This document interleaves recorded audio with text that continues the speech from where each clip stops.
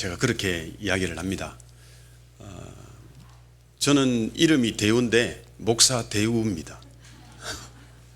여러분 회사 가면 과장 대우 있죠? 네, 목사 대우. 그래서 섬기면서 제가 이제 3년째에 들어가는데요. 예사의 집을 섬기게 된 것은 코로나 지나면서 목회를 그만둬야 되겠다는 생각을 했어요. 이제 65세 되면 다른 걸 하고 싶다.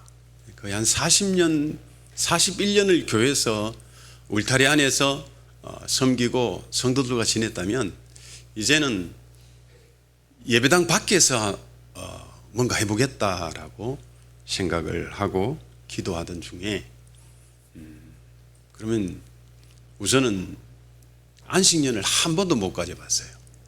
강제적으로 하나님께서 우즈베키스탄 선교사로 갔다가 추방시켜서 한 8개월 동안 무의도시 간 적은 있는데 그 이후에 안식년을 해본 적이 없어요. 집사람한테 굉장히 미안하더라고요. 그래서 집사람 큰오빠가 미국에 이민 가서 사니까 그러면 가게 하니까 가게를 또 도와주면서 한번 지내보겠다 하고 후임을 초청해 놓고 이제 미국 가자. 그러면 거기에 두 분이 사시니까 나이가 저보다 4살 많으니까 자기들도 좀 쉬고 제가 가면 그래도 말은 조금 통하고 또 운전해서 다닐 수 있고 하면 일할 수 있으니까 그럼 월급 받아서 우리가 좀 여행하고 그렇게 좀 쉬자. 그렇게 이제 결정을 하고 다 결정을 해놨어요. 그런데 하나님이 예사의 집 총무님을 데려가시는 거예요. 간암이 있었는데 그래도 계속 끝까지 그 예사의 집을 지키시면서 하시다가 갑자기 화장실 가시다가 넘어져 돌아가셨다는 소식을 들었어요. 저희 어머님이 예사의 집 처음부터 예사의 집 시작할 때 처음부터 함께 봉사하고 섬겼기 때문에 제가 이제 대구 와서 있을 때는 필요하면 뭐 성경 공부도 하러 한 2년 동안 다니고 또 설교할 사람 없다 그러면 제가 쫓아가서 또 예배 인도도 하고 그랬습니다. 그러니까 장로님도 잘 알고 또 봉사하시는 분도 잘 아는데 그 소식을 듣고 문상을 갔어요. 가니까 이제 그 아드님에게 물었습니다. 어떻게 할 거냐고. 아버지 유지를 계속 받들어서 하겠다 그러더라고요. 그러면 누가 할 거냐고. 말을 못 하더라고요. 그래서 이제 이사회가 구성되어 있는데 목사님을 중심으로 해서 후원 운영 이사회가 되어 있어요. 그래서 제가 전화를 해봤습니다. 어떻게 하실 거냐고 그러니까 할 사람이 없다는 거예요. 그럼 이제 저는 교회에서 퇴직을 했으니까 놀고 있잖아요. 저는 어디 가서 논다 그랬어요? 예? 미국 가서 놀면 좋잖아요. 볼 것도 많고. 제가 또 예전에 또 놀아봤고 1년 반 동안 거기서. 그래서 이제 마음에 이게 미국을 못 가게 하는 거예요. 자꾸 이 노숙인들하고 극빈 노인 들을 대상으로 섬기는 일인데 일이 자꾸 이제 밟히는 거예요. 일주일 기도해 보겠다 그러고 제가 결정을 내렸습니다. 첫 번째 중요한 것은 마누라한테 동의를 얻어야 되잖아요. 집사람은 아무 생각이 없는 거예요. 지금까지 뭐 결혼해서 제가 하자는 대로 다 했습니다. 뭐 이 나라 가자 그러면 그 나라 갔고 또 이쪽 나라 가자 그러면 이쪽 나라 따라왔고 다시 또 북쪽으로 가자 그러면 북쪽으로 갔고 그렇게 해서 가자는 대로 계속 왔어요. 이제 좀 휴식을 취해야 되는데 집사람한테 미안해서 제가 물었습니다. 목사가 물으면 사모한테 물으면 뻔한 거잖아요. 물어봐야 뭐 영양가 없는 건데 그래서 이제 형식상 동의를 얻고 제가 하겠다 그랬습니다. 제가 섬기겠다 그랬어요. 이미 교회는 마음의 결정을 했고 후임자를 초빙했고, 그러니까 하나님이 아무도 하지 않으면 제가 하겠습니다. 할 사람이 없으면 제가 하겠습니다. 그래서 지금까지 3년째 원래 이제 시작됐습니다. 만 2년하고 3년째 시작되었습니다. 즐거워요. 채소를 또 수확하러 비닐하우스에 가서 수확해 오기도 하고, 차를 끌고 칠성시장 가서 장도 봐오고, 그러면서 또 노인들을 섬기면서 그분들을 또 무료급식하면서 지금은 한 220명 정도 화요일하고 토요일 나는데 220명이 옵니다. 이분들을 보면서 이 사회에 소외된 자가 바로 이분들이 아닐까라는 생각을 하면서 섬깁니다. 그러면서 이제 예배만 드리고 지금은 장소가 협소해서 도시락을 해서 나눠드립니다. 그러면 새벽부터 음식을 조리하시고 또 도시락 포장을 하시고, 그리고 2층에서는 한 100명이 더 가는데 100명들을 대상으로 프로그램을 돌립니다. 9시 반부터 레크레이션 1시간 하고, 그리고 후원하는 교회에서 예배를 드립니다. 우리는 무료 급식 밥만 주는 게 아니고 복음을 반드시 전하고 그분들에게 또 개인적으로 만나서 상담도 하고, 그래서 복음 전하는 게 우선이기 때문에 1시간을 레크레이션해서 이분들에게 또 강의도 하고, 토요일은 제가 강의를 하는데 노인들을 대상으로요. 그리고 예배를 반드시 드리고 도시락을 나누어 드립니다. 그렇게 25년을 이어져 왔습니다. 대구역에서 시작해서 신세계백화점 공사하기 전에는 동대구역 광장에서 하다가 지금은 독지가의 후원으로 건물을 한 반 정도 되겠네요. 예배당 반 정도 되는 건물 3층을 저희들이 사용을 하면서 1층은 주방시설이 되어 있고 사무실이 되어 있고요. 2층은 예배 공간이 되어 있고 3층은 노숙인들 쉼터로 함께 공간을 활용하고 있습니다. 앞으로 이 일이 한 교회의 후원으로 하는 것이 아니라 대구 시내에 지금 한 60여 개 교회가 한 끼, 두 끼, 또 많이 하는 교회는 매달 한 번씩 12끼 이렇게 분담을 해서 그렇게 해 나가고 있습니다. 그래서 한 교회가 또 힘들어서 못하겠다 그러면 다른 교회에 부탁을 하고, 저는 또 그 재정과 후원을 또 어레인지하고 또 섬기면서 그렇게 해 나가고 있습니다. 지금까지 하나님께서 잘 인도해 주셔서 잘 하고 있고, 대구 시내 여러 교회 후원해 주시고 또 함께 동참해 주셔서 잘 감당하고 있습니다. 오늘 이렇게 또 일광교회에서 초청해 주시고 후원해 주셔서 너무 감사합니다. 앞으로도 부탁드리겠습니다. 한 번 하면 계속 가야 되는 겁니다. 그렇지 않습니까? 예. 제가 섬기는 예사의 집에 표가 있습니다. 표가 뭐냐 그러면 기분 좋게 100세까지. 예, 기분 좋게 100세까지. 이러면 이렇게 외치면 재미없습니다. 여러분 팔을 한번 들어보십시오. 식사를 맛있게 하셨으니 그렇죠. 좀 흔들어 주시고, 제가 기분 좋게 하면 여러분은 손을 위로 쭉 뻗으면서 100세까지 하는 거예요. 좀 귀찮지만 좀 어색하지만 우리 하는 대로 따라 해야 됩니다. 제가 하는 대로 기분 좋게 하면 여러분들은 뭐라 그래야 돼요? 100세까지. 예, 이걸 강하게 해야 됩니다. 그냥 100세까지 하면 그 표가 안 됩니다. 그렇죠? 제가 좀 몇 번을 할 겁니다. 기분 좋게 100세까지. 그러면 이따가도 내리는 거예요. 또 그러면 기분 좋게 올라가는 게 아니고, 그럼 자, 기분 좋게 하면 100세까지 올라갔다가 기분 좋게 하면 제가 내리면서 기분 좋게 하면 내리고요. 그 다음에 있어요. 으짜 하는 거예요. 그건 많이 들어봤죠? 어떻게 하느냐 그러면 다시 하겠습니다. 기분 좋게 하면 어떻게 하신다고요? 그 내리면서 기분 좋게 하면 100세까지. 그러니까 기분 좋게 100세까지 2번 하시고 그 다음에 으라라차. 이때는 이 지금 어깨가 어르신들은 굳어 있기 때문에 잘못하면 어깨 결리해요. 어깨 걸려요. 그러니까 여러분들이 좀 부드럽게 풀어야 됩니다. 자, 기분 좋게 하면 여러분들 100세까지입니다. 기분 좋게! 기분 좋게! 일어났다! 왜 웃어요? 목사님 제일 좋아하시네. 100세까지 사는 거 희망이죠. 아마 일광교회는 100세 넘기신 분 계세요?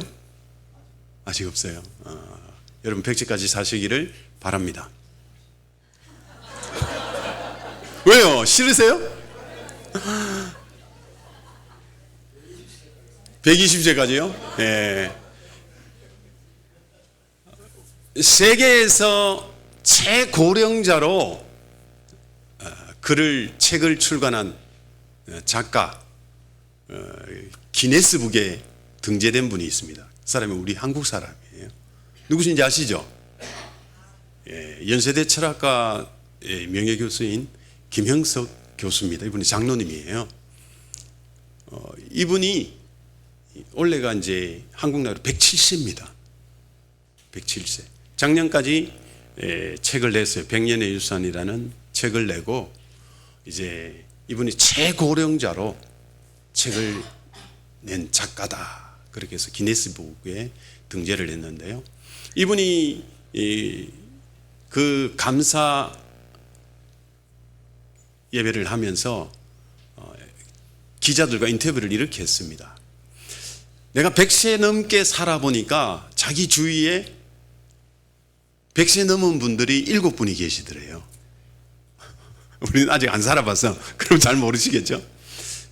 그분 주위에 그 100세 넘은 분이 7분이 계시는데 7분의 특징이 뭐냐, 공통점이 7분 다 공통점이 뭐냐 그러면요, 첫째는 다른 사람 욕을 하지 않는데요. 남의 욕을 안 한대요. 웃으시는 분은 100세까지 못 살 수 있습니다. 그러니까 앞으로 욕하지 마십시오. 두 번째는 화를 내지 않는데요. 참 이게 쉽지 않은 것입니다. 그죠? 부부간에 화를 자꾸 내잖아요. 그러니까 다른 사람 욕하지 않고 또 자기가 화를 내지 않고, 세 번째는 뭐냐 그러면요, 좋은 의사를 만나서 지시대로 따르는 거다. 이 세 가지를 이야기하더라고요. 저도 이제 그 기사를 읽으면서 자기 수양이 되어야 되고 또 신앙적으로 성숙이 되었을 때에 남의 말, 남의 욕하지 않고 또 화를 내지 않고, 그리고 다른 전문가들의 말을 잘 따르는 거. 교회에서는 성경의 전문가가 누굽니까? 담임 목사님이잖아요. 목사님 말씀 잘 듣고, 병원에 가서는 우리 아프니까 또 병원에 가잖아요. 그러면 누구 말 잘 들어야 돼요? 의사 말 잘 듣고. 또 남편분들은 집에서 누구 말 잘 들어야 돼요? 여러분들이 이야기하네요. 남편분들이 이야기하셔야죠. 남자들은 가만히 꿀 잡수고 오셔가지고 가만히 계시고, 여자 말 잘 듣는 게 제일 복이더라고요.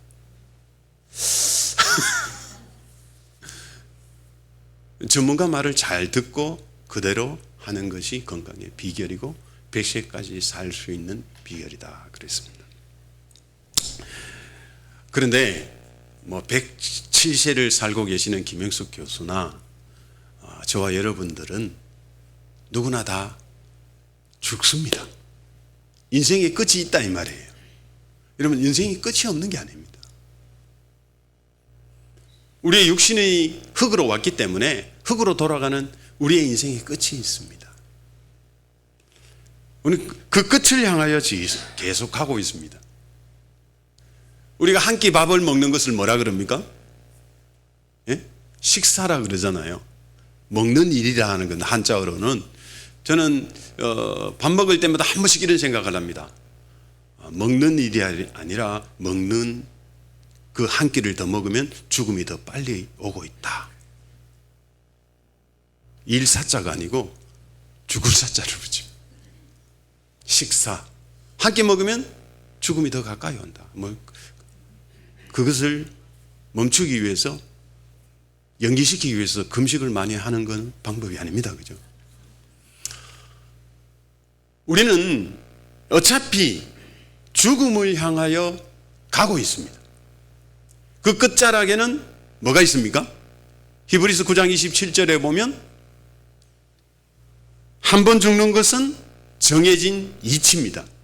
그건 하나님의 법이에요. 그 이외에는 뭐가 있습니까? 심판이 있습니다.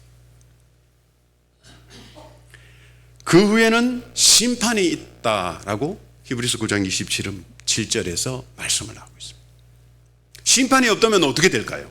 세상에 심판이 없다면, 하나님의 심판이 없다고 생각하면 여러분 어떻게 사실 것 같아요? 예? 아마 인생의 마지막 끝자락에 거기서 우리를 보고 심판이 없이 그냥 아마 막 살 거예요. 내 멋대로 살 거예요. 내 마음대로 살 거예요. 여러분, 유치원 애들이 그 교실에서 난장판을 지키고 있습니다. 그러다가 선생님이 오시는 발자국 소리 들리고 선생님이 오신다 그러면 애들이 어떻게 돼요? 자기 의자에 다 앉죠. 아마 마지막에 심판이 없다는 것은 우리가 제대로 살지 못할 거다는 것을 우리는 생각할 수 있습니다. 오늘 이 말씀은 마지막 때에 주님이 심판주로 오셨을 때의 그 모습입니다. 심판주로 오신 주님께서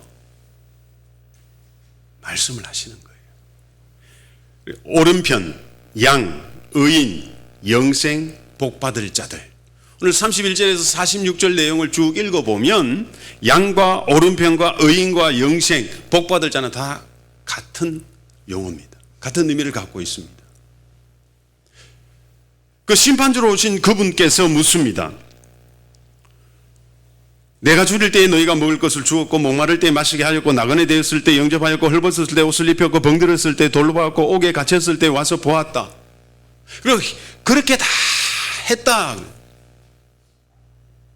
그 오른편에 있는 양, 우리가 언제 그랬습니까? 난 기억이 없습니다. 그래요. 전 전혀 기억이 안 납니다. 그럽니다. 그럴 때에 40절을 여러분 보시면 40절에 이렇게 말씀을 합니다. 너희가 여기 내 형제 중에 지극히 작은 자 하나에게 한 것이 곧 내게 한 것이니라.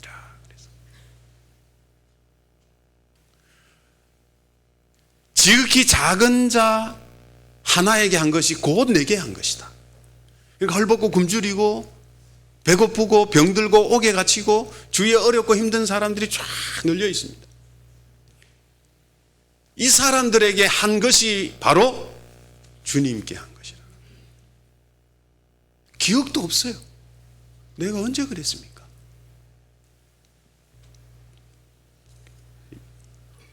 오늘 35절에서 46절 그 반대로 이야기합니다. 저주받을 자들, 염소, 왼쪽, 악인, 영벌에 들어가는 자들, 그들에게 말합니다. 내가 줄일 때에 너희가 먹을 것을 주지 아니하였고 목마를 때에 마시게 하지 아니하였고 나그네 되었을 때에 영접하지 아니하였고 헐벗을 때에 입히지 아니하였고 병들었을 때에 옥에 갇혔을 때 돌보지 아니하였다. 그러니까 그들이 물어요. 우리가 언제 안 했습니까? 기억 못하는 거예요. 우리가 언제 안 했어요?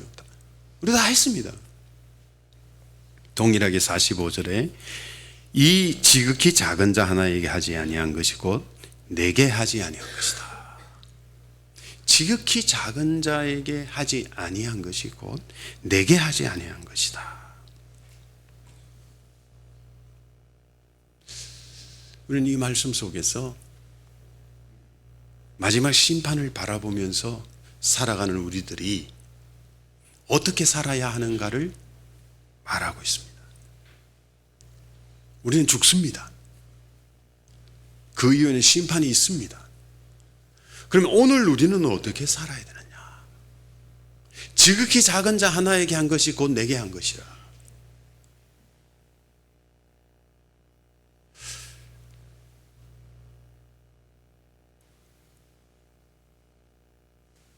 세상에 많은 사람들이 지극히 작은 자, 우리 주위를 돌아보기보다는 자기 중심적으로 살아가는 삶이 더 많습니다.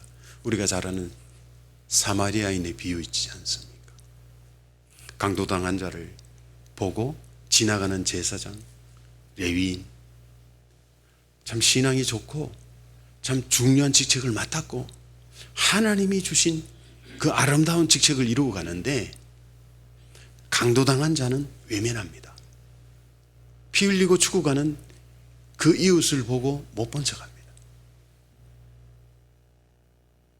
사마리아인이 그를 치료해주고 돌보아주고 간호해주고 돈이 더 들면 내가 갚아주겠다고 잘 보살펴달라고 부탁을 하고 갑니다. 예수님이 그 질문했던 율법사에게 이야기합니다. 가서 너도 이와 같이 해라. 가서 너도 이와 같이 해라. 강도당한 자가 피를 흘림 있을 때에 유대인들은 이렇게 생각을 봅니다. 내가 만일에 저 사람에게 가서 저 사람이 죽으면 나는 오늘 귀찮아 정결례식을 행해야 되고 성전에 올라가서 또 죄짓음을 해야 되고 시체를 건드렸으니까 부정케 되어졌으니까 귀찮아질 거예요. 아마 바쁜 일이 있었을 거예요. 중요한 역할을 해야 돼요. 그러나 주님은 그 이야기를 하면서 그들에게 가르쳐준 내용은 지극히 작은 자 하나에게 한 것이 내게 한 것이라고 그랬어요.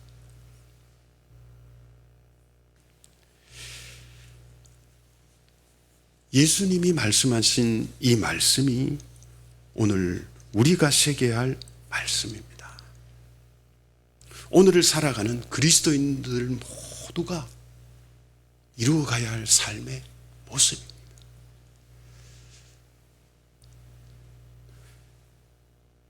교회와 세상은 정욕적이고 또 이생의 자랑거리로 가득 채워갑니다. 그렇지 않습니까? 다윗왕과 같은 정욕에 사로잡혀가지고 순간적으로 그렇게 범죄하고 완전 범죄를 이루려고 하는 그러한 사람들이 있습니다. 이생의 자랑거리를 자꾸 늘어놓고 그 자랑하는데 열을 올리는 사람들이 참 많이 있습니다.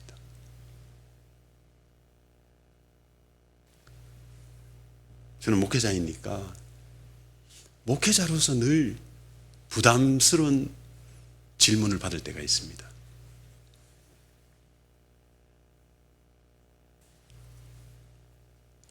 교인 몇 명 모입니까?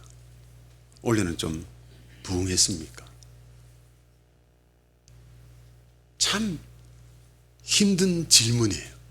그런데 그것은 또 당연히 물어봐야 할 질문이에요. 그 상황을 묻는 거니까.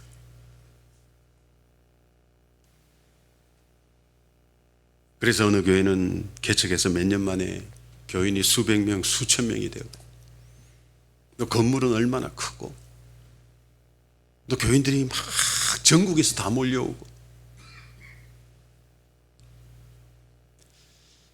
그런 외형적인 성공을 계속 이야기하는데 혈안이 되어 있는 교회의 모습이에요.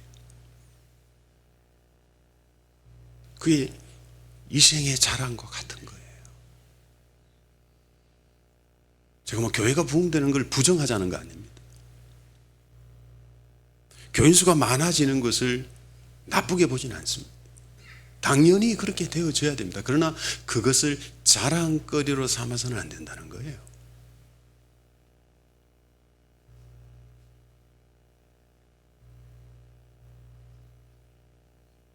내가 부자가 된 것이 자랑거리가 되어서는 안 된다는 거예요. 내가 높은 자리에 올라간 것이 자랑거리가 되어서는 안 된다는 거예요. 하나님의 영광이 되는 것이 되어야지 내 자랑이 되어야지.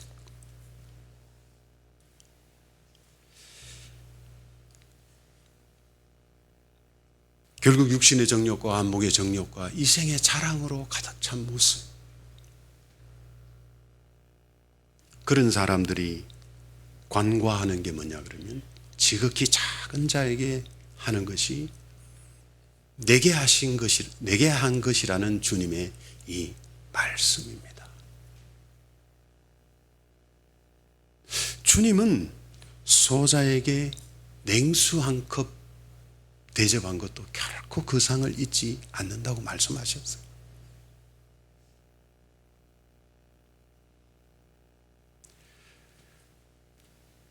선한 나눔을 이루어가는 귀한 교회에 와서 이 말씀을 전하는 것이 좀 잘하고 있는데 내가 뭐 참 죄송합니다. 우리가 더 잘할 수 있기를 바랍니다.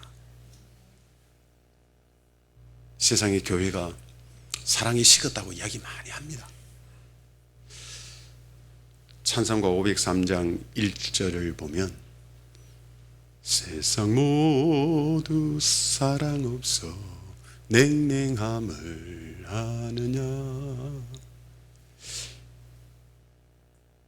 그 곳곳마다 그 사랑을 구하는 사람들의 아우성이 들린다고 찬송하고 있습니다. 저는 찬송가 503장 1절 그 앞부분을 부를 때마다 가슴이 착 쓰라려워요. 제가 코로나를 거치면서 가장 힘들었던 게 뭐냐 그러면 제가 밖에 나가면 전도하고 이야기를 하면요, 사람들 만나서 이야기하면 목사님 아직도 교회 예배합니까? 그래요. 예배 드리는 것을 제약시하는 그런 풍토가 되어진 거예요. 치명적이었습니다. 주일날 예배 못 드리고 또 예배당에 오지 못하게 하는 것이 저는 도무지 받아들일 수가 없어요. 저는 달수구청장한테 경고를 받았어요. 딱 2교회만. 경고는 2교회 경고장 주는데 목사님 교회 경고장 줍니다 그러면서 2명이 와서 뒤에 예배 시간 처음부터 끝까지 지키고 있더라고요. 뭐 이거는 누가 잘했다 못했다가 아니에요. 마음이 그만큼 목회자의 마음이 그만큼 아팠어요. 뭐 서성은 목사님도 마찬가지고 목회자들이 그 아픈 마음을 이루 헤아릴 수가 없었을 거예요.